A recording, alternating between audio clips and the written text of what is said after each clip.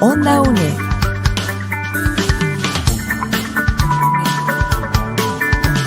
Un espacio de la Escuela de Ciencias Sociales y Humanidades de la UNED.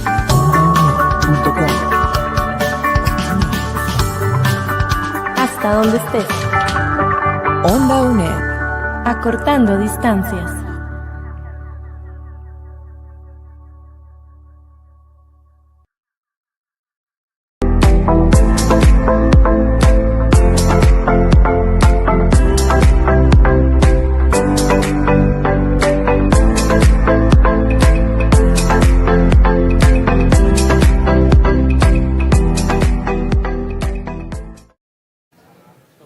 Muy buenas tardes, amigos y amigas de Onda UNED. Nos encontramos en el corazón palpitante de la palabra, en este espacio donde convergen la imaginación, el pensamiento crítico, las lenguas del mundo, las voces que escriben nuestro tiempo. Damos inicio a la cuarta jornada de la Feria Internacional del Libro 2025, un punto de encuentro vital entre lectores, lectoras, autorías, editoriales, colectivos, memorias e ideas. Hoy la feria vuelve a abrir sus salas para ofrecernos más diálogos, lanzamientos, recitales, conversatorios, espacios de reflexión donde la literatura y el conocimiento no solo se celebran, sino también se cuestionan, se comparten, se expanden.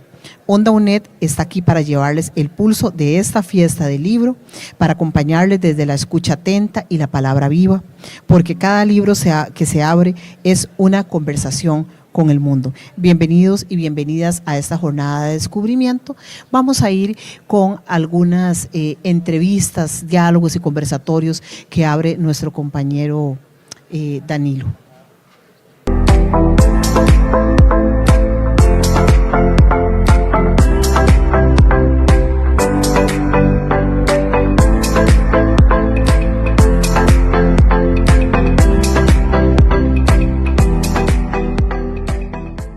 ¿Qué tal, seguidores de Onda UNED? Nos encontramos, por supuesto, disfrutando de la buena lectura que hay aquí en la Feria Internacional del Libro. Véngase para acá, quedan muchos días de esta semana y dentro de toda la oferta y todas las posibilidades que hay de lectura, por supuesto, nos enorgullece y nos alegra estar aquí entre colegas periodistas destacados que han dado el paso y en los últimos años han escrito libros que están mostrando en esta Feria Internacional del Libro. Recuerde, en el stand C43 usted puede venirse para acá y poder disfrutar de toda la buena lectura que están desarrollando y han podido mostrar en esta Feria Internacional del Libro. Algunos colegas que de verdad felicitamos y nos alegra poder conversar durante esta jornada de cobertura de Onda UNED aquí en la Feria Internacional del Libro. Don el compañero Rojas, Juan Ramón Rojas, extraordinario compañero, ustedes lo conocerán, tiene una extraordinaria trayectoria, agencias de noticias, en fin, qué evento no cubrió en su momento el colega Rojas y en esta jornada nos muestra su libro.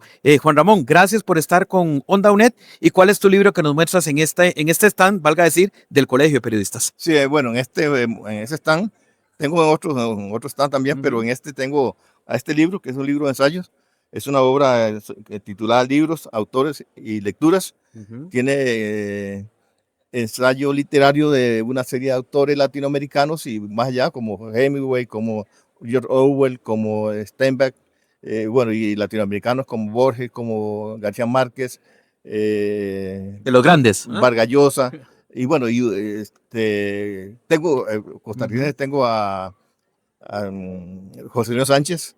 Es un recorrido por la literatura latinoamericana y con un saltos en Europa y en Estados Unidos. Ahora, cuidado pierde, ¿verdad? Porque grande entre los grandes, Juan Ramón. Sí, bueno, la intento de ese, yo creo que es un libro que muy adecuado para la gente que se quiere meter en la historia de la literatura.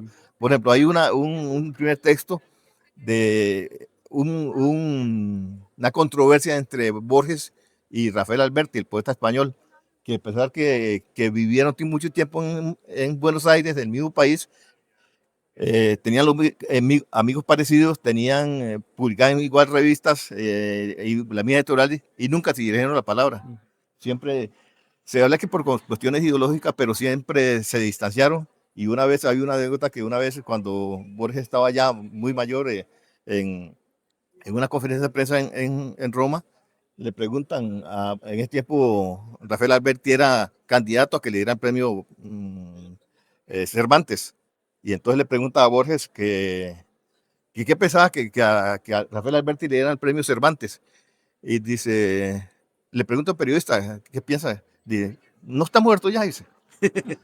Y le dice el periodista, no sé si ingenuamente o no, no entendió el sarcasmo de Borges. Y dice, no, está vivo todavía. Yo lo que quiero saber es qué piensa que le den el premio Cervantes. Dice, no creo. ¿Por qué no? Porque no se lo merece, porque yo lo he leído, dice. Y bueno, y entonces mi candidato es Octavio Paz. Es una anécdota de que está en uno de los textos en este libro. Juan Ramón, yo quiero preguntarte, porque también a don Oscar y a don Andrés, porque por lo menos de mi parte, de verdad, los admiramos, los felicitamos de que dan ese salto. Y entre colegas hay muchos periodistas, pero no todos logran dar el salto. Ahorita se lo preguntaré a don Oscar y a don Andrés, ¿qué requiere un periodista? Vos que ya tenés varios libros para haber dado el paso y mostrar tu libro conjuntado en este y en otros libros que tenés en otras editoriales? Bueno, yo pienso que son varias cosas, pero una es, para mi experiencia, es haber vivido y haber leído. Son dos cosas fundamentales si uno quiere escribir. Bueno, y después viene todo el proceso de aprendizaje, que conlleva la técnica y todo. Sí, lo que conlleva escribir, pero yo creo que estas son dos cosas fundamentales. Hay muchos jóvenes que escriben, y me parece genial, pero para mí la vida me ha ayudado todas las experiencias de vida me ha ayudado a desarrollar mis textos, mis fantasías, o historias, pero además de la lectura que para mí es fundamental, no solamente en los escritores, sino que en las personas, en los seres humanos, es fundamental. Bueno, aquí tenemos a Irene Vallejos ahora, que habla mucho de eso, y que creo que la literatura, la lectura lo hace mejor persona a uno, por lo menos lo hace consciente del mundo en que está viviendo, de lo que es el lugar que ocupamos en la tierra, y la tierra como punto como casa de todos nosotros.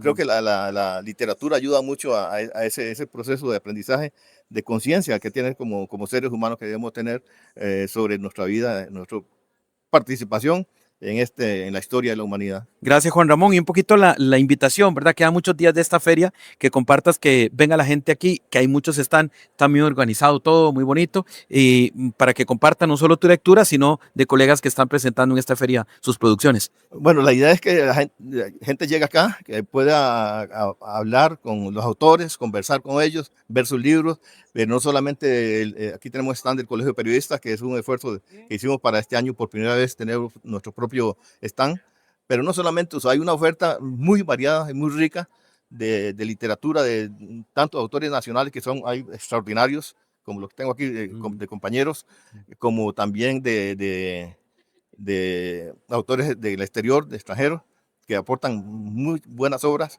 Entonces la idea es que vengan, que conversen con los autores, que vean libros y que ojalá que compren nuestros libros también. Claro, claro. Sí, sí. Juan Ramón, gracias. Mucho gusto, muchas gracias.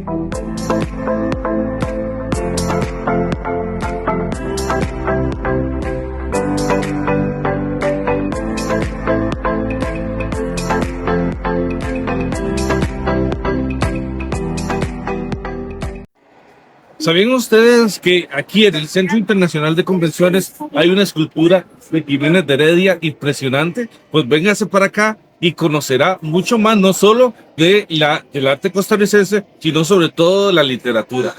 Y de la literatura no solo de ficción, sino también que narra la realidad de Costa Rica y el mundo. Nuestro compañero Sebastián Fournier entrevistó a Marino Proti. Él es un científico, un geólogo, ¿verdad? Que en realidad, digamos, nos va a contar sobre su expedición a la Antártida y donde documenta todo lo que sucede ahí a nivel geológico. Escuchémoslo.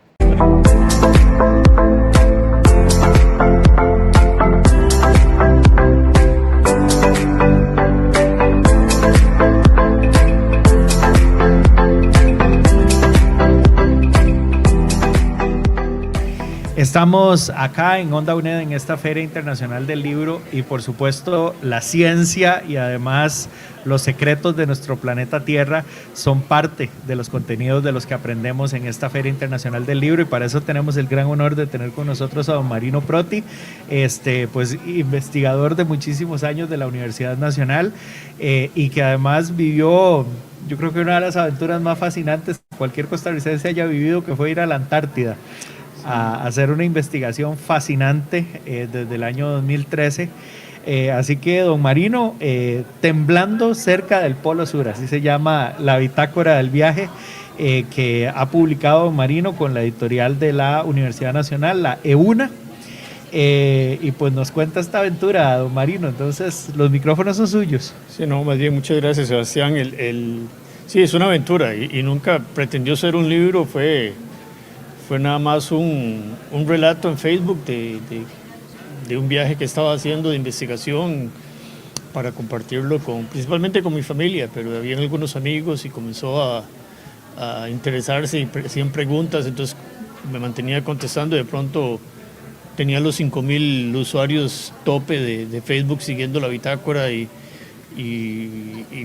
fue muy bueno en el sentido de que me obligaba a escribir lo que estaba viviendo y me daba la oportunidad de interactuar con los que lo estaban leyendo. Entonces esto se convirtió en una bitácora interactiva que en el pasado los exploradores llenaban su registro todos los días, hacían su bitácora y ahí quedaba en una biblioteca 20 años, 50 años después alguien se la encontraba y escribía un libro sobre eso, pero no había una interacción.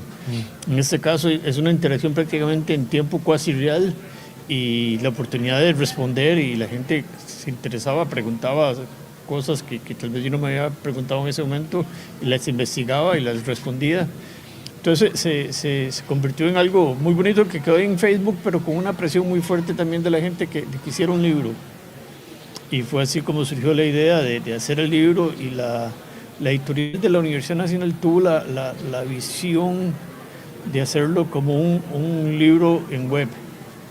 Y gratis, que es una gran ventaja, entonces queda disponible para toda la gente y una ventaja muy grande que tiene es que solo abre en un browser y lo puede leer en cualquier idioma de los que tiene Google Traducción Simultánea y yo lo estuve leyendo en inglés y la traducción es buenísima, o sea, realmente es un libro traducido en todos los idiomas sin que uno se diera cuenta realmente. Sí, cuando usted ve gente leyéndolo en ruso o en bahasa o en algún idioma extraño de algún país. Sí, no, le da un alcance muy grande.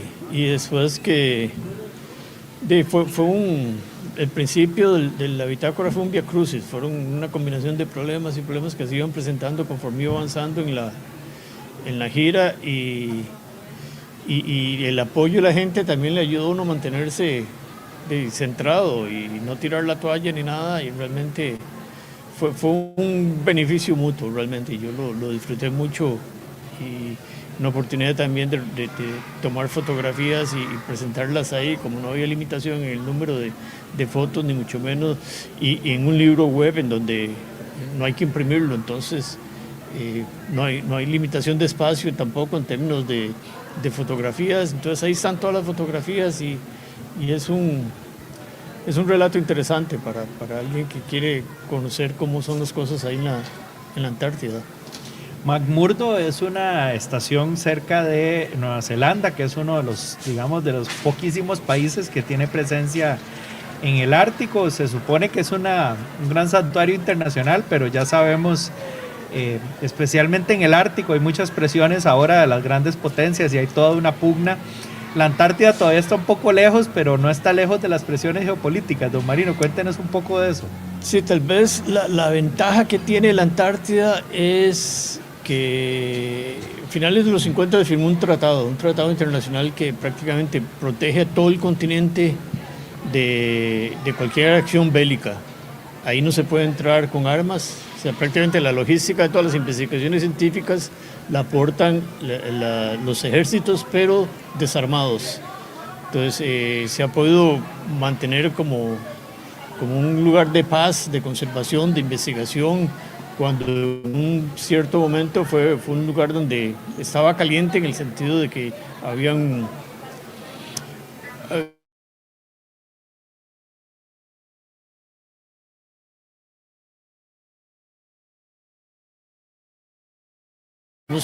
territoriales ni se aceptan nuevos reclamos territoriales. Entonces pasó a ser un continente de todos. El Ártico, el Ártico es un océano. La Antártida o la Antártica es lo opuesto al Ártico en la semántica de la palabra. El Ártico es un océano rodeado de continentes, la Antártica es un continente rodeado de océanos. Entonces ya el Ártico se lo repartieron en cuñas desde principios del siglo XX y cada uno ahí tiene sus reclamos directamente. En la Antártica se evitó eso, a pesar de que habían reclamos de 7 países. En ese momento no se acepta ningún reclamo. Los países que hicieron reclamos siguen llamando eso parte de sus territorios, pero sin ningún, digamos, peso político internacional. Es una cuestión más interna de soberanía. Pero sí, es un continente que se ha podido mantener tranquilo en ese sentido, libre de todos los conflictos. Sí, y es que y eso contrasta y en la geopolítica internacional el tema de Groenlandia, por ejemplo, con Donald Trump, ha demostrado las presiones que tiene el Ártico y que son esas cosas que no escuchamos en la Antártida. En su momento estuvo la guerra de las Malvinas, son islas pues ahí en el sur, pero no están en el continente. Hay mucha distancia entre las islas y el continente, ¿verdad? Sí, lo que pasa es que parte de la ocupación de esos territorios o esas islas es lo que ha utilizado ciertos países para hacer sus reclamos territoriales. Simplemente proyectan una cuña hacia el polo sur y hacen sus reclamos. Entonces, antes del Tratado Antártico, Inglaterra, Chile y Argentina traslapaban, bueno, usted ve los mapas de ellos, todavía traslapan en la Antártica, pero no son reconocidos. Eso es solo por ellos, son reconocidos solo por los países que hicieron el reclamo, pero no tienen un reconocimiento internacional. Excelente. Bueno, usted tuvo la oportunidad de viajar hacia Nueva Zelanda, esa tierra donde se filmó El Señor de los Anillos, famosa por sus paisajes, y desde ahí viajar a McMurdo, que es una estación científica que además está contigua a uno probablemente de los lugares geológicos más fascinantes del planeta Tierra, que es el Monte Everest, ¿verdad? Es un enorme volcán con un lago de lava en la Antártida. Cuéntenos un poco de ese lugar fascinante. Sí, el McMurdo y la base Scott de Nueva Zelanda quedan en la porción que está justo enfrente de Nueva Zelanda. O sea, dependiendo a donde vaya, sea en la Antártida, sí entra. Puede entrar por Punta Arenas en Chile, por Ushuaia en Argentina, puede entrar por Ciudad del Cabo en Sudáfrica, o desde Australia a la India o Nueva Zelanda. Como yo iba para McMurdo, entraba por Nueva Zelanda. Y estas estaciones están en una isla, es la isla de Ross, que está al final de la plataforma helada de Ross, y enfrente tiene el volcán Erebus, que es un volcán activo, uno de los pocos volcanes en el mundo con un lago de lava activo, impresionante, es un volcán enorme. Sí, tiene como la altura del Irazú, me parece, pero desde el mar directo. Desde el nivel del mar prácticamente. Sí, me imagino como ver el volcán Barú desde Puerto Armuelles, una cosa así, esas moles gigantescas que uno ve cerca de la costa, digamos. Sí, es un macizo enorme, y ahí tiene a la par el Cerro Terror y no me acuerdo el otro, pero todos estos llevan los nombres de los barcos con los que entraron los exploradores a finales del siglo XIX a la Antártida. Y cuénteme un poco cómo una persona, investigador de la Universidad Nacional, termina allí. Además, su experiencia amplísima en el área de los sismos, de los terremotos, de las placas tectónicas. ¿Por qué termina en la Antártida, don Marino? Sí, fue son de esas oportunidades que aparecen en la vida, y que, como le digo yo a los estudiantes, las oportunidades son para tomarlas. Y nunca, yo no puedo decir, es que era un sueño para mí ir a la Antártida, pero nunca ni siquiera lo pensé. Y lo que sucedió es que estando en la península de Nicoya, instalando estaciones de de la red de Nicoya antes del terremoto del 2012. Mi compañera de investigación era la doctora Susan Schwartz de la Universidad de California en Santa Cruz, y ella me contó, y estando en Nicoya, que le habían aprobado una propuesta para instalar una red de estaciones del mismo tipo que estábamos instalando en Nicoya, pero instalarlas en el glaciar de Williams, en Antártida. Entonces, como un gesto de cortesía, yo le dije, bueno, y si necesita que le ayude, cuente conmigo. O sea, sin pensar ni siquiera qué iba a suceder. Seguro usted se imaginó ahí que le ayuden en el diseño, ahí le mando unos No, planos. la intención era clara, que era interesante, que me gustaría ir a la Antártida, pero realmente no lo veía como una posibilidad. Cuando llegó el momento de ir a instalar los instrumentos, ella no pudo ir. Entonces me contactó y me dice, Marino, ¿siempre quiere ir a la Antártida? Entonces yo le digo, no, voy a pensarlo. 2 segundos lo pensé, y le dije sí. Y Duró mucho, Marino, pensándolo. Y ya, bueno, pasé todas las pruebas físicas y clínicas para certificarme para trabajo en ambientes extremos, y me fui. Y realmente fue una de esas experiencias que igual, que uno no las ve como algo futuro, como un sueño, sino que sucede y ocurrió, pero todo muy rápido y en buena hora, porque realmente después tuve la oportunidad de volver en el 2016 a retirar los instrumentos que habíamos instalado, y fue también otra experiencia. Cada entrada es diferente. ¿Por qué había que instalarlo y luego desinstalarlo? ¿No es lo más lógico simplemente dejarlos ahí, o qué es lo que ocurre? No, es que esta instrumentación pertenece a un banco de instrumentos al que acceden los investigadores. Entonces, usted escribe un proyecto y dice, bueno, présteme los instrumentos por 18 meses, es por lo general por lo que los prestan, 2 años tal vez, en algunos casos, y de la institución le presta los instrumentos y usted tiene que devolverlos. Entonces son proyectos específicos con un tiempo de entrada y un tiempo de salida. Entonces la red la instalamos y me tocó volver a desinstalarla también, porque aunque la doctora Schwartz fue en el 2014 y 2015, no podía ir en el 2016 y de nuevo me pidió y de nuevo le dije que sí. Ahora, don Marino, ¿cómo por qué una red de sismógrafos y de instrumentos en un glaciar? ¿Verdad? Eso no tiene que ver con la tectónica de placas, ¿verdad? Cuéntenos un poco. Sí, realmente, y todo el continente antártico está en una sola placa. Entonces los límites de placa están todos alrededor, lejos de la parte central de la Antártica, pero hay masas de hielo, glaciares enormes, que se están moviendo constantemente.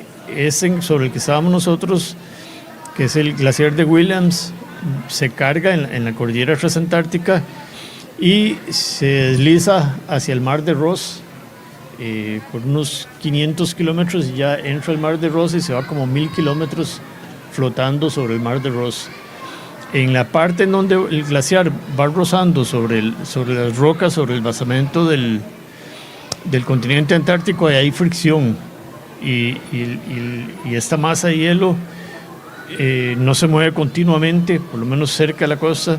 Lo que sucede es que el glaciar comienza a flotar en el mar, y todos los días cuando sube la marea levanta el glaciar y se desacopla y produce un deslizamiento súbito, y un deslizamiento de alrededor de 60 centímetros, que fue lo que deslizó bajo la península de Nicoya con el terremoto del 2012. Entonces, en una zona de subducción rápida como la de Nicoya, estos procesos ocurren cada 50, 60 años con deslizamientos de ese orden, mientras que ahí en la Antártida, aunque no es un rozamiento roca contra roca, es hielo contra roca, aunque después de 800 metros de espesor es prácticamente una roca el hielo, y ahí ocurren 2 veces por día. Entonces era una oportunidad de poner una red y registrar muchos de estos sismos y hacer un trabajo más de carácter estadístico. Ahora, cuando usted está ahí, ¿siente 2 terremotos diarios o no se siente nada? No se sienten, es un deslizamiento relativamente lento, no es tan de alta frecuencia como un terremoto como los que sentimos nosotros. Es un deslizamiento que son 60 centímetros en 2-3 horas. Entonces no produce, poquito a poco. Simplemente va deslizando y después se queda pegado, desliza, y eso es lo que va haciendo. pero no se siente, realmente no se llegan a sentir. Ahora, nos imaginamos quienes editamos audio, que esas ondas son como cuando uno está editando una onda de sonido. Imagino que un terremoto es ver esa onda comprimida y que se mueve muy rápido, y esto otro es como ver esa onda muy alargada, y entonces no hay una percepción de vibración realmente. Sí hay una energía de alta frecuencia, que es donde inicia el deslizamiento. El inicio del deslizamiento, lo que nosotros llamamos la nucleación del evento, ese es de alta frecuencia y ese es el que registramos con los instrumentos sismológicos que instalamos. Y el resto del deslizamiento se detecta con las estaciones de GPS. En paralelo con las estaciones sismológicas hay una red de GPS, esa sí se mantiene por más tiempo y creo que es prácticamente permanente. Ahí están las estaciones, se van y se visitan cada año, cada 2 años. Esas sí son continuas y esas son las que permiten ver. Este glaciar se mueve, no como las placas que se mueven a 7, 8 centímetros por año. Ese se mueve 400 metros por año, entonces es muy rápido. Inclusive cuando uno va al campo o va ahí en el motortrineo con el GPS y le dice dónde está la estación, uno va y llega al sitio y ya no está ahí, está a 400 metros, que la ubicación que le dieron a uno fue la del año pasado, entonces no está ahí, tiene que ir y buscarla a 400 metros de distancia, porque sí, se mueve así de rápido. Este movimiento más lento es de alguna manera comparable al famoso sismo lento que ocurrió en Nicoya luego del evento grande. Es lo mismo. Inclusive estos sismos lentos en zonas de subducción ya se reconocen prácticamente en todas las zonas de subducción. Se habían visto primero en la región de Cascadia, en el noroeste de Estados Unidos y oeste de Canadá. Ahí ocurren cada 13 meses. Que por ahí está Oregon, Seattle, y está el famoso Monte Santa Elena, el Monte Rainier, todo los eso. Cascades, sí. Y ahí ocurren estos sismos lentos cada 13 meses.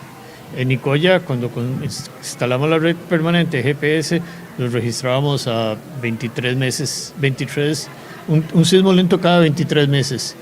Nosotros creíamos que con el terremoto de Nicoya esa frecuencia iba a cambiar y no cambió. Realmente no cambió. Lo que sí vimos fue que el sismo de Nicoya del 2012 no se terminó ese día, el 5 de septiembre del 2012, sino que fue un sismo que continuó hasta finales del 2015. Fueron casi 3 años de sismo continuo, de deslizamiento en la zona de subducción, que fue un descubrimiento interesante que surge a partir de la observación. Esta investigación que se realiza en la Antártida, ¿qué lecciones deja para la investigación sísmica que usted está realizando acá en Costa Rica y que ya más bien mueve la mira hacia lo que podría ser un evento sísmico en la península de Osa? Sí, realmente los datos el procesamiento de esos datos de la Antártida ha sido bastante lento, precisamente porque la gente que iba a trabajar con esa información no ha podido procesarla, como se dice en el ambiente universitario, falta de estudiantes. O sea, realmente es trabajo que hacen los estudiantes graduados y no se ha podido avanzar. Sin embargo, la experiencia, más bien es la experiencia de Nicoya la que ha servido para exportar el conocimiento a nivel mundial y comprender mejor los procesos de subducción en otras partes del mundo. Y esa experiencia de Nicoya es la que estamos tratando de reproducir en la península de Osa. Ya inclusive para el terremoto de Nicoya habíamos publicado 3 meses antes del terremoto, publicamos en una revista internacional el área donde iba a ocurrir el terremoto y la magnitud del terremoto. Fue, casualidad que 3 meses después ocurrió el terremoto y no fue casualidad de que el terremoto ocurrió donde tenía que ocurrir y con la magnitud que tenía que ocurrir.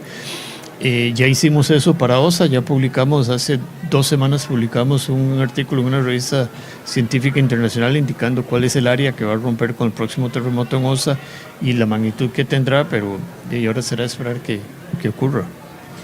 Y adelantándonos un poco a esa publicación, ¿cuál es la previsión? Digamos, si me imagino en mi cabeza la península de Osa, ¿cuál es el área de ruptura? El área de ruptura es prácticamente toda la falla por debajo de la península de Osa y se extiende un poco hacia la península de Urica, hacia la zona de Punta Banco.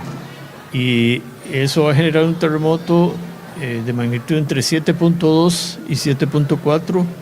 Es de menor magnitud que el de Nicoya, pero mucho más superficial. El terremoto de Nicoya rompió una falla inclinada desde los 20 hasta los 30 kilómetros de profundidad. El terremoto de Osa va a romper desde 2 kilómetros hasta 15 kilómetros. Entonces es muy superficial. La energía de alta frecuencia va a llegar a la superficie con muy poca atenuación, entonces va a ser una sacudida bastante fuerte. Para los que vivimos el terremoto del Sábado Santo de 1983, es un sismo muy similar a ese. Y digamos, considerando la geología de esa zona, porque además Punta Burica, creo que ahí está la placa de Nazca también, o sea, ya hay una conjunción de 3 placas en la Punta Burica. ¿Qué puede explicarnos eso de lo que ocurre ahí? Sí, no, realmente no. El acoplamiento, el deslizamiento va a ser puramente entre la placa del Coco y la placa de Panamá. La placa de Panamá es esta microplaca que abarca prácticamente todo el sur de Costa Rica y todo Panamá. Y la placa de Nazca tiene unas porciones,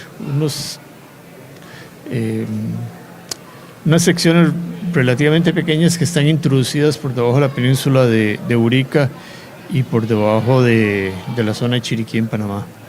Pero no, el desplazamiento que ocurra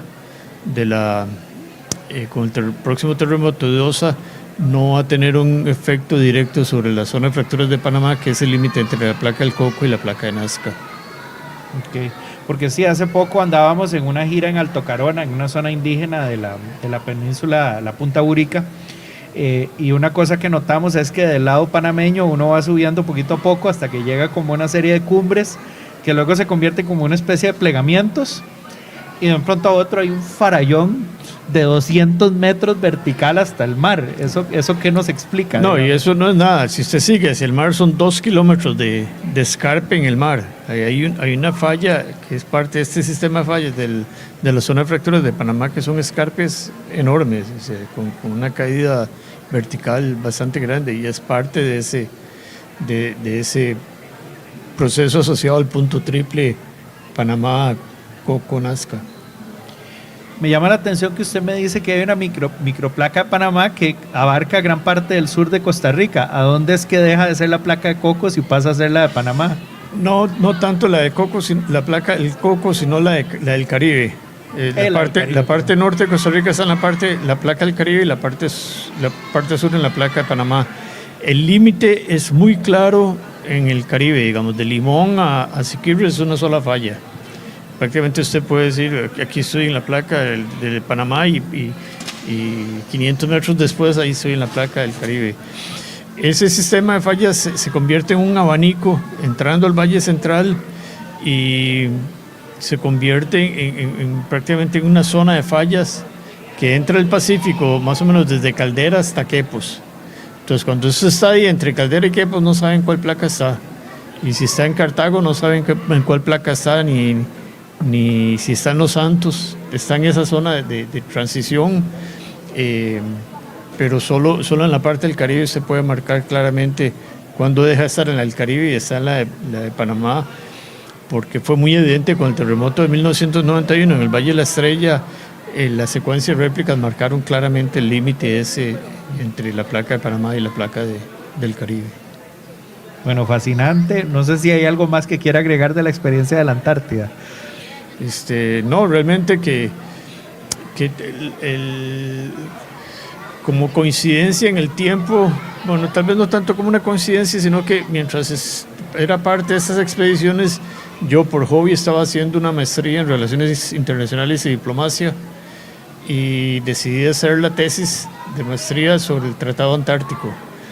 La justificación, porque me sorprendió que era un tratado para la paz, la conservación y la investigación, que son pilares de la política exterior de Costa Rica, y Costa Rica no era parte de ese tratado. El tratado estaba abierto para todos los países y Costa Rica no era parte del tratado. Entonces, como tesis de maestría, desarrollé las razones políticas y científicas de por qué Costa Rica tenía que ser parte del Tratado Antártico y escribí la exposición de motivos y el borrador del proyecto de ley, y se lo ofrecía a Relaciones Exteriores. Ellos lo pasaron a la presidencia lo pasó al Congreso y rapidito fue aprobado, y Costa Rica se convirtió en ese momento en el país número 53 en firmar, el 55 en firmar el Tratado Antártico. Entonces, resultado de esa tesis mía y de la coincidencia que había hecho esa expedición en Antártida, Costa Rica pasó a ser parte del Tratado Antártico. Y me parece que en este contexto geopolítico, digamos, de multipolaridad, donde hay mucho riesgo, digamos, de guerra en todas partes, tratados como este son vitales, ¿verdad? Sí, es un tratado que debería emularse para muchas otras condiciones, para realmente mantener ese status quo de paz y conservación en muchos lugares del planeta.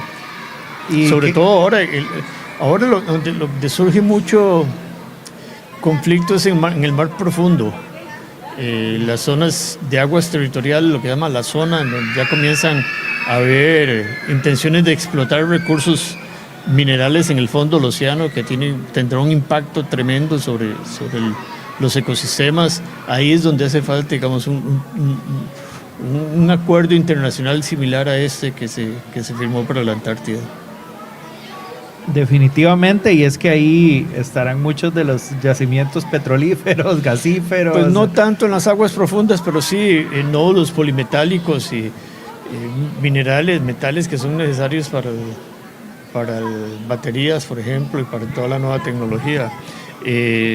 Tal vez volver a recordar el asunto de que el libro de la bitácora de la Antártida es un libro gratuito y se descarga directamente de la página web si alguien puede todavía escanear este código, pero en todo caso está en la página web de la Universidad Nacional, en la editorial de la Universidad Nacional.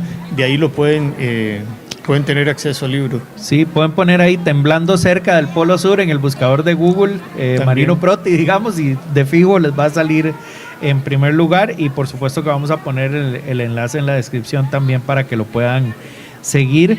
Y de verdad, vean qué interesante además cómo combinar las relaciones internacionales con la geología puede apoyar el desarrollo del mundo. Uno pensaría que tiene que ver las relaciones internacionales con la geología, y vean qué interesante. Sí, realmente ahora últimamente se ha desarrollado mucho este concepto de la diplomacia científica, de cómo la ciencia puede ayudar en las relaciones internacionales a mejorar las relaciones entre los países a través de la investigación conjunta.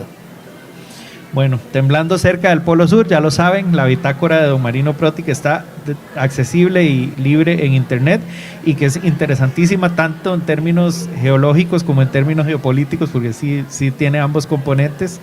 Y entonces, desde los fríos del Ártico y del Monte Erebus y esos lugares fascinantes, así como la geografía de nuestro país, esta ha sido la conversación con don Marino Proti. Continuamos en esta Feria del Libro a través de Onda UNED.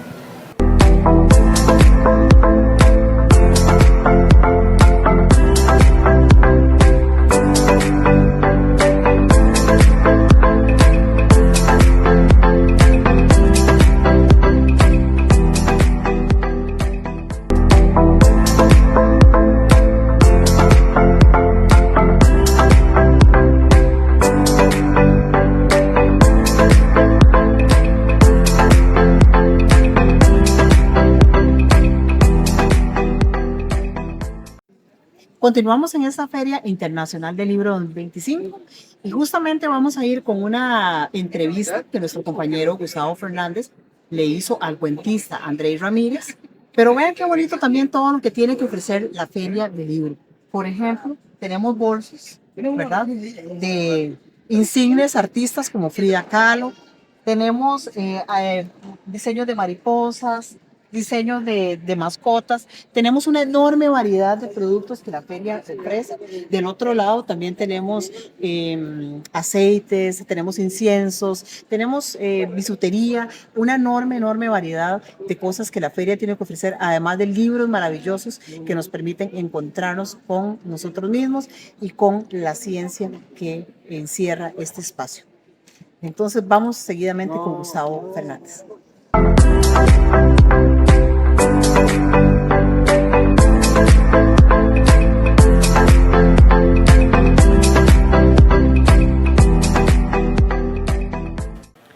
muchas gracias por continuar aquí en Onda UNED, conociendo sobre la diversidad de autores, proyectos, literatura que hay en la Feria Internacional del Libro. Estamos en Heredia, en el Centro Internacional de Convenciones, y con una agenda bien cargada, bien llena de actividades, así que véngase para acá. El horario es de 8 de la mañana a 8 de la noche hasta el próximo domingo. Seguimos entrevistando a autores y autoras, en este caso un autor independiente, josefino, periodista y también educador, Andrei Ramírez. Bienvenido, Andrei. Tal vez si nos hablas un poco de tu persona, de tu trayectoria como escritor. Muchas gracias, Gustavo, por este espacio. Buenos días también aquí al público televidente.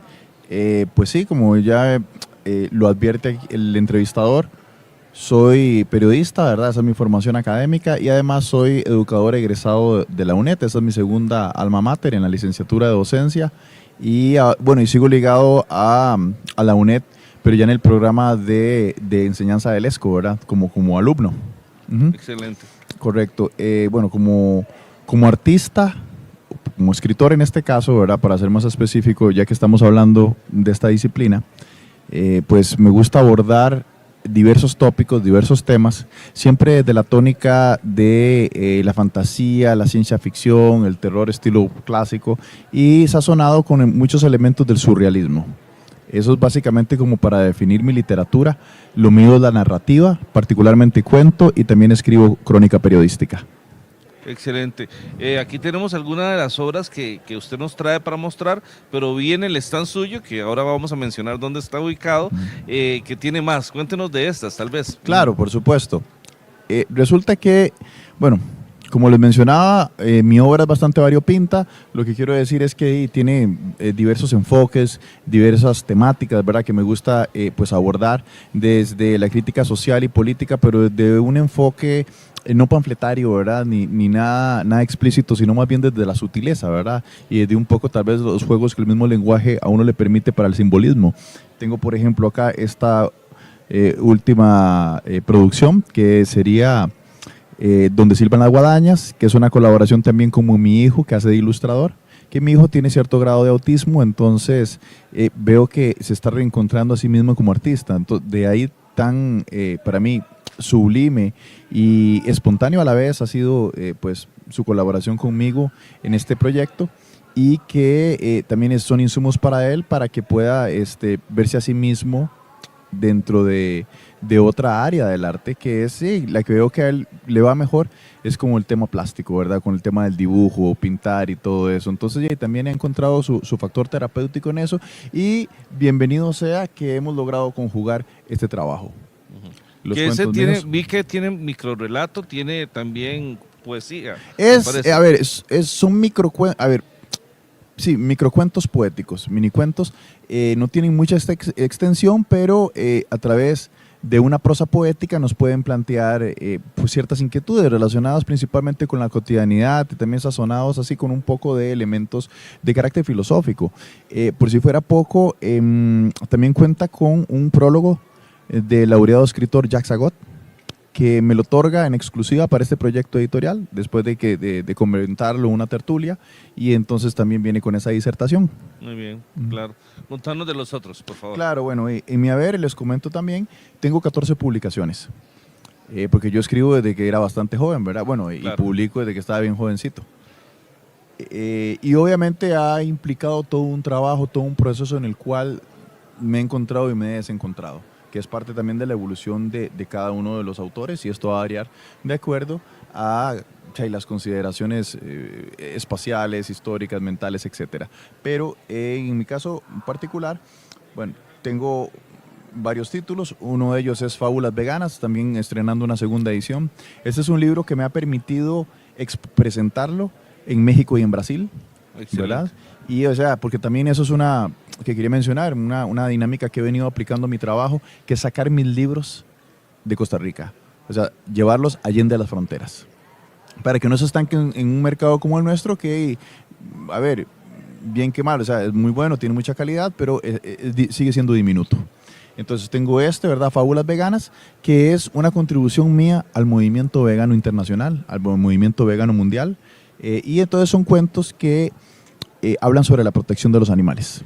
Ah, qué bueno. Totalmente. En fantasía, terror, distópico, ciencia ficción posapocalíptica, todo eso, ¿verdad? Abordan esa tónica. Luego tenemos acá Tsunami Boutique. Son cuentos también de fantasía, terror y ciencia ficción. 19 historias completamente autónomas, pero ya con un enfoque más tirado a lo que sería la psicodelia y el misticismo, ¿verdad? Independientemente del abordaje que la gente tenga sobre lo que es el misticismo, pues bueno, ahí yo le doy un determinado enfoque. Ahora bien, este libro también goza de un prólogo del maravilloso maestro Marvin Camacho, un compositor costarricense, ¿verdad? Ya también bastante célebre por sus logros, que de manera muy gentil, muy bondadosa, pues me brinda una explicación que hace, bueno, más que todo una impresión que tiene a la hora de leer los cuentos y queda esto plasmado también. Otro detalle que quiero también remarcar aquí es que mis libros tienen carátulas. Las carátulas son de artistas plásticos que son amigos míos. Por ejemplo, este es de Siddhartha Mejía, artista nacional, cartaginés, que para mí, no es porque sea amigo mío, me parece sumamente talentoso. Tenemos aquí también una obra del excelente maestro pictórico José Castillo, ¿verdad? Que me ofrenda esta pieza para ilustrar, para que sea la portada de mi libro, y además, para que se hagan a la idea, mi último proyecto, con una carátula del artista plástico Wendell Rivera. Excelente.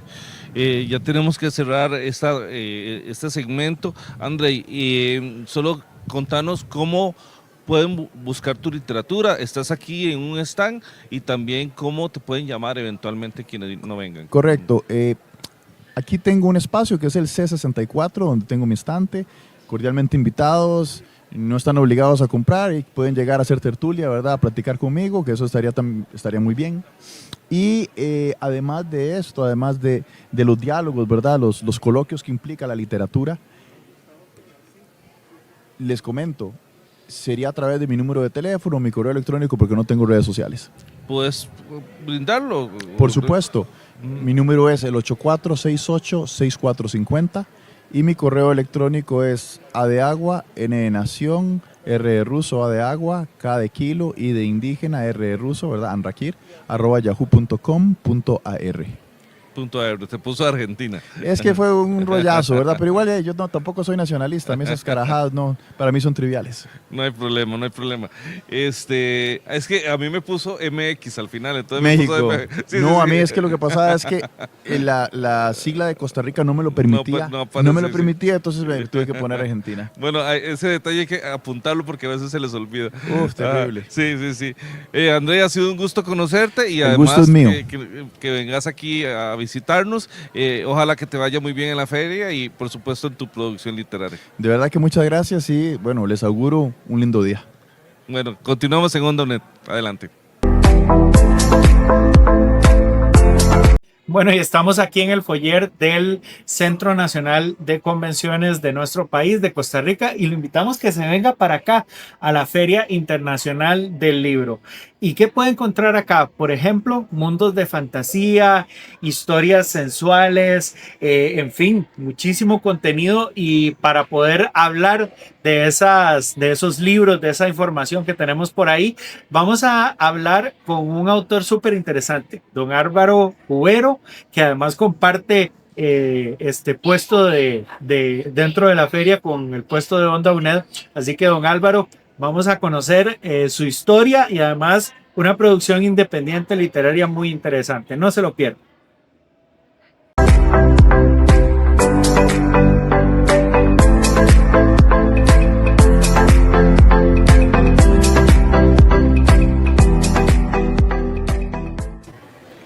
Gracias por continuar aquí en Onda UNED. Estamos en la Feria Internacional del Libro, un lugar donde tiene la posibilidad de conseguir diferentes autores, diferentes autoras, editoriales, incluso no solo libros, sino también hay espacios para que venga a disfrutar con su familia, a comer, también hay bisutería, hay otro tipo de artículos que puede conseguir, y la verdad que es un espacio bien bonito para compartir en familia.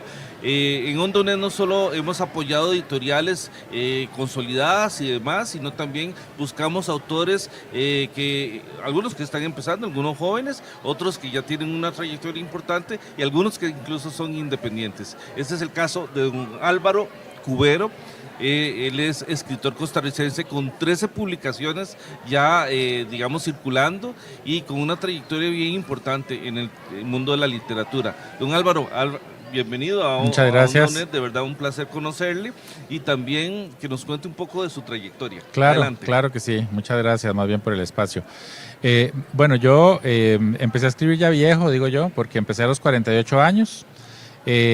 Durante años yo decía que quería ser escritor, de niño participé en un concurso de cuento y gané el segundo lugar, escribí cosas para concursos de cuento en el colegio, pero nunca, digamos, formalmente me sentaba como a escribir. Yo escribí muchos poemas, también, escribí relatos, pero nada de eso lo compilé. Cuando niño diseñaba cómics, pero tampoco nada de eso lo guardé. O sea, digamos que tengo una mente muy creativa, pero como que no la había puesto a trabajar en serio hasta los 48 años. Y en ese momento, digamos, con todo lo que yo había leído, más todo lo que había visto de fantasía, ciencia ficción, espiritualidad, empecé a escribir una historia a la que le titulé Las 5 razas y que resultó siendo parte de una saga de fantasía épica que se titula Crónicas de Coine. Ese fue mi inicio, digamos, así fue. Y digamos que, ¿qué temática empieza usted a escribir? ¿De qué trata? Bueno, las Crónicas de Coine en realidad es una historia del género de fantasía épica o alta fantasía que ocurre todo en un planeta que yo inventé que se llama Coine, que está habitado por 5 razas humanoides muy distintas entre sí.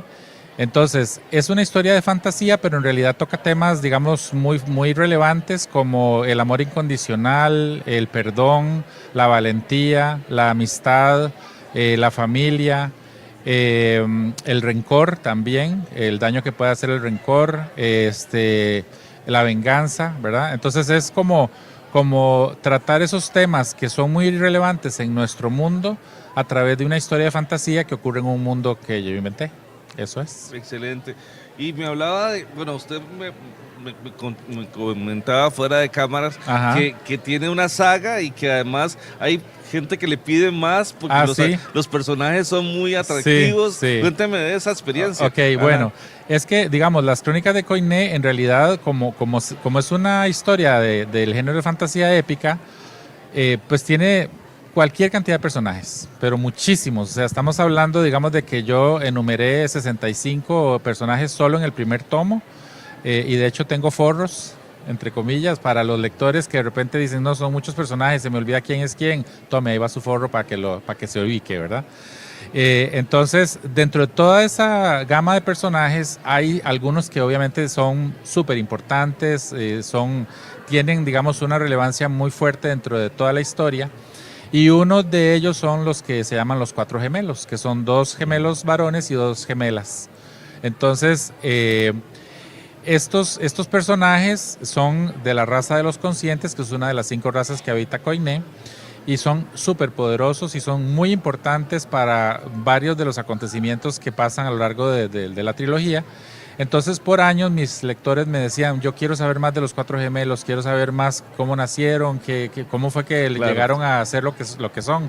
Entonces, el año pasado terminé de escribir ese libro, digamos que lo había empezado a escribir hace 2 años, lo terminé de escribir el año pasado y lo publiqué a inicios de este año, y eso es una spin-off, digamos, dentro de este mundo. ¿Y cómo distribuye usted lo que publica? Porque es autor independiente, lo que quiere decir que no está escrito en una editorial. Ajá. Entonces, bueno, el esfuerzo de distribución es suyo, ¿verdad? Sí, correcto. Aquí tiene el stand 34, de una vez lo decimos. Exacto. Para que lo vengan a buscar. Exacto. Pero cuéntenos un poco cómo trabaja. Pues vea, principalmente yo vendo de varias maneras.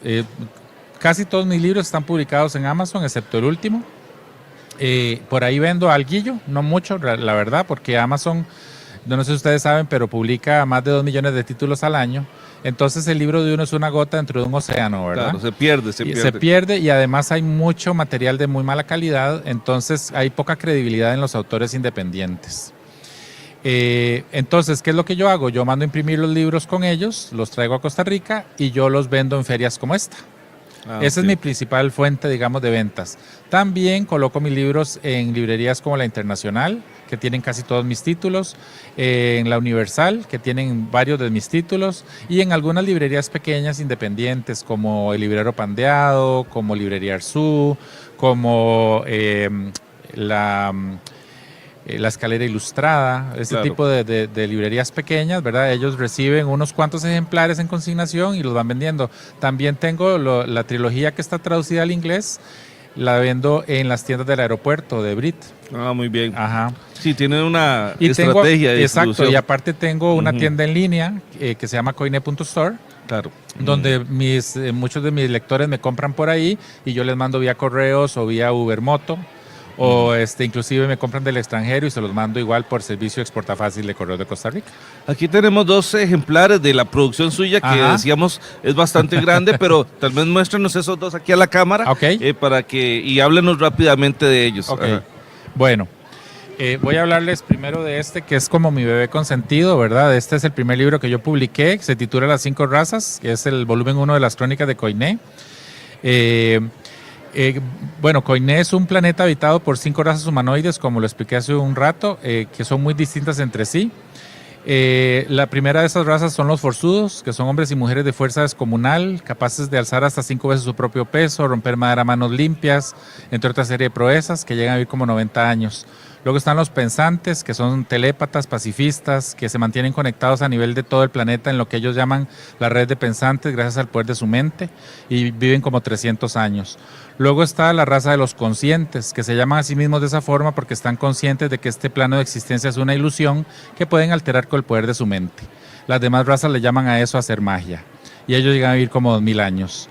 Luego están los eternos, que no envejecen, no mueren y tienen una memoria eidética que les permite recordar todo como si acabara de suceder, y algunos han vivido milenios. Y por último está la quinta raza, que es mi preferida, que es la de los lumínicos, que son seres de energía, seres de luz. Estos seres están desapegados de todo lo físico, no tienen interés de tener posiciones mundanas ni control o poder sobre otros seres. Ellos deambulan el planeta admirando la belleza de este, y cuando quieren observar a las demás razas, a las que ellos llaman los seres físicos, se esconden en los haces de luz para ver sin ser vistos. Entonces las demás razas no saben que ellos existen. Los lumínicos además se convierten en rayos eléctricos. Pueden convertirse en hologramas que emulan el aspecto físico de otros seres y manipulan el continuo espacio-tiempo. Entonces, las crónicas de Coine inician en las 5 razas alrededor del nacimiento de la primera y única niña mestiza del planeta, que es la hija de una forzuda y un consciente. Y la existencia de este ser tan especial que se consideraba imposible, pero por alguna razón nace, empieza a generar una serie de situaciones y pequeños conflictos que van escalando como efecto bola de nieve hasta que impactan el planeta entero. Y ese conflicto yo se lo presento, se lo desarrollo y se lo resuelvo a lo largo de la trilogía. Vamos con el otro libro que ya nos queda Muy poco tiempo. Ajá, sí. Ok. Este es un libro de relatos, son 13 relatos, la mitad real y la mitad imaginados. Yo reto a los lectores a que descubran cuál es cuál. Todos ocurren en Costa Rica en diferentes épocas, desde tiempos antiguos hasta la época moderna. Se llama ruleta rusa porque algunos relatos son muy tiernos, muy entrañables y otros son durísimos. Entonces el lector no sabe en qué página le toca la bala. Y Claro, este libro además tiene un detalle, que es que el último relato, si usted saca la primera letra de cada párrafo, arma una frase donde yo le quiero transmitir un mensaje. Bueno, nos deja toda una incógnita. La verdad que, don Álvaro, qué interesante la trayectoria suya, ¿verdad? Bastante disruptiva, me parece, Sí. de alguna manera. Sí. Y, pues, por supuesto que un orgullo que sea literatura nacional. Muchas Así gracias. que felicidades. Muchas Y gracias. ya les recordamos el stand 34. Y, por supuesto, si no tienen ocasión de venir a la feria, pues buscarlo en librerías, entre ellas la Internacional. Ajá, exactamente. Así es. Muy bien, muchas Y gracias. tal vez un teléfono, contactos y... Sí, si me pudiera darlo. pueden seguir en mis redes sociales. Mi cuenta de Instagram es alvaro.cubero.pardo. Excelente. Ujú. Muy bien. Continuamos en Onda UNED. Adelante. Okay.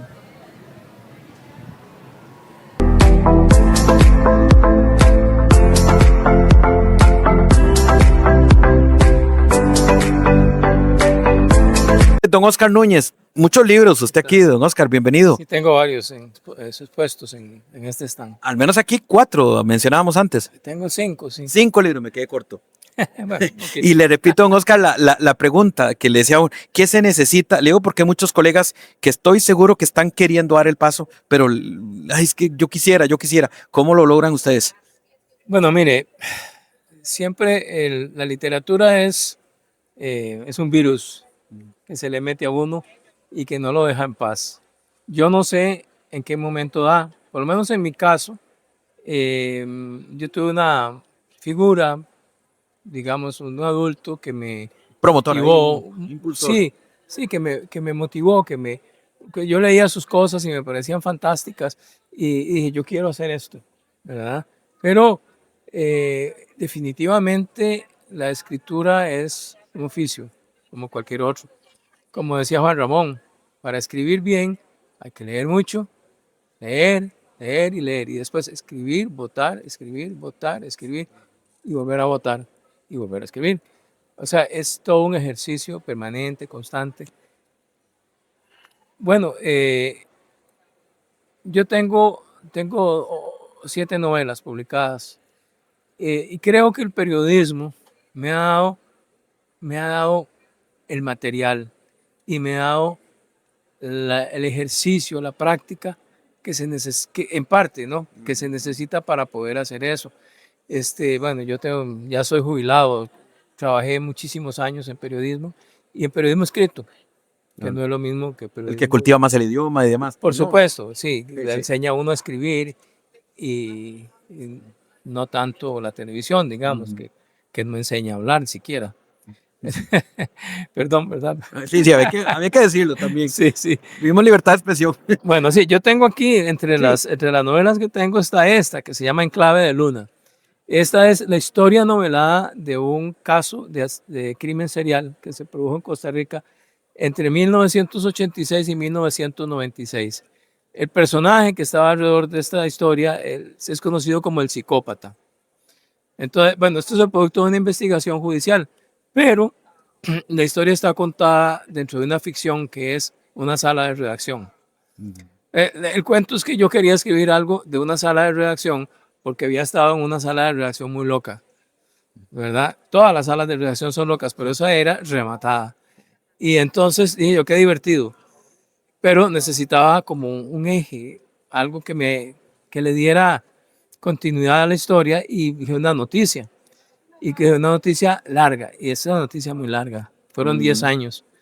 Y bueno, al final yo creo que el tema central fue el de los crímenes del psicópata. En clave de luna. En clave de luna. Ahora, me han dicho, no sé, porque yo no lo he leído, me disculpan por favor, que de Los Gallos de San Esteban también es muy, muy visto. Sí, Los Gallos de San Esteban es una novela que escribí estando precisamente en la sala de edición de la agencia France Press. La agencia France Press, con la que yo trabajaba como editor, tenía su mesa de edición en San José. Entonces yo todos los días recibía noticias de Centroamérica. Ese libro es el producto de una noticia que leí, que tuve que editar sobre el arreglo de un conflicto que había en un pequeño pueblo de Honduras que se llama San Esteban, donde 2 familias de ganaderos vivieron una odisea, un conflicto armado que involucró todo el pueblo. Y fue algo espantoso, hubo montones de muertos y de heridos.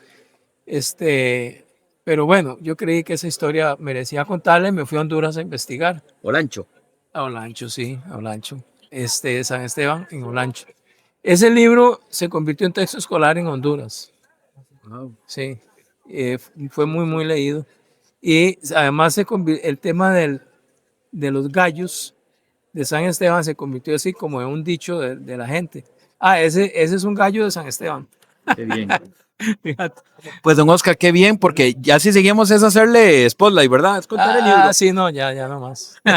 Pues don Oscar, felicitarlo y reiterarle a través, repito, de Onda ONED de esta transmisión, invitar a la gente para que venga y más colegas se animen a escribir. Sí, claro, no, por supuesto. Hay una oferta muy grande y para poder saber qué es lo que a mí me interesa, lo que quiero leer, yo tengo que venir acá y ver los libros y preguntar. Entonces todos están invitados a venirse para acá a eso, o sea, a escoger los libros que quieren leer. Pues muchas gracias, don Oscar. Y voy a decir Los Gallos de San Esteban, don Gustavo Fernández nos dio la recomendación.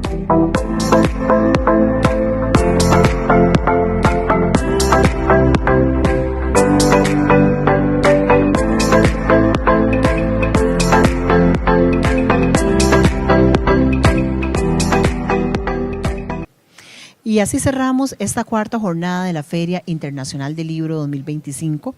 Ha sido un día lleno y colmado de pensamiento, de voces que escriben futuro y de páginas que no temen decir lo indecible. Desde Onda UNED les agradecemos su compañía, su escucha y su complicidad con esta celebración por la lectura. Mañana volveremos con más pensamiento, con más conversatorios, con más recitales, talleres y más razones para creer en el poder transformador de los libros. Hasta entonces, que les acompañen las palabras. Sol Hernández les saludó. Muchas gracias.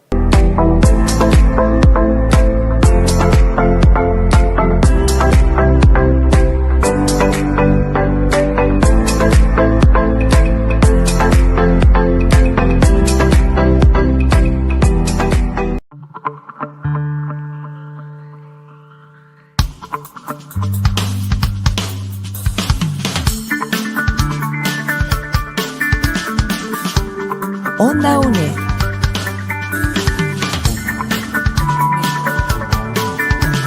Un espacio de la Escuela de Ciencias Sociales y Humanidades de la UNED.